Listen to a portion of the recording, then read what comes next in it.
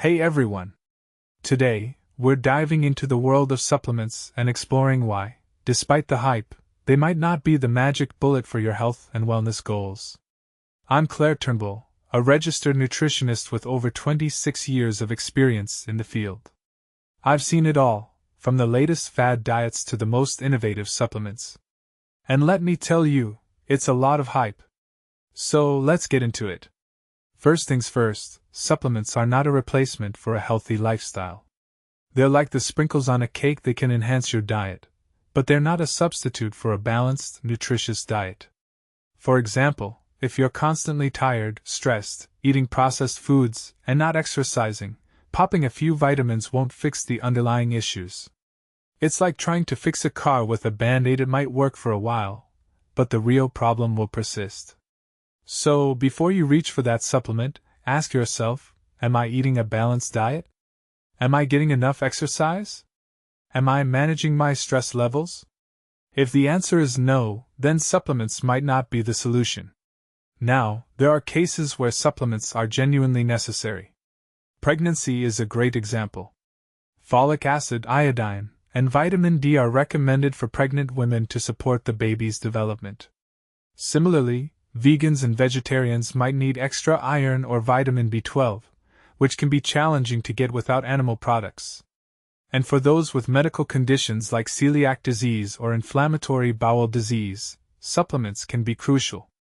But these are exceptions, not the rule. When it comes to supplements that are worth considering, here are a few. Omega-3. While oily fish is the best source, supplements can be a good alternative for those who don't eat fish.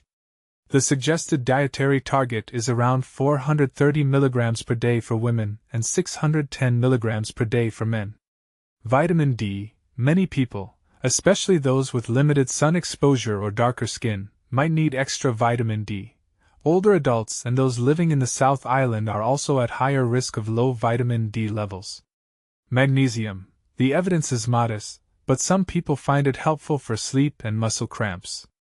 Different forms of magnesium work for different things, so it's best to consult a pharmacist or a registered dietitian to find the right one for you. Creatine.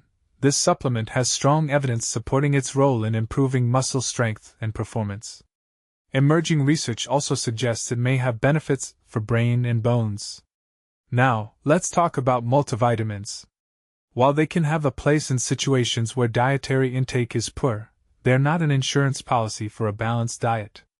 If you're eating a varied and nutritious diet, you're likely getting all the vitamins and minerals you need. So, spend your money on quality food instead. But be careful with supplement stacking. Combining different supplements can lead to problems. For instance, a woman I consulted with was taking a pregnancy multivitamin and another general supplement, resulting in a massive double-up of certain vitamins and minerals.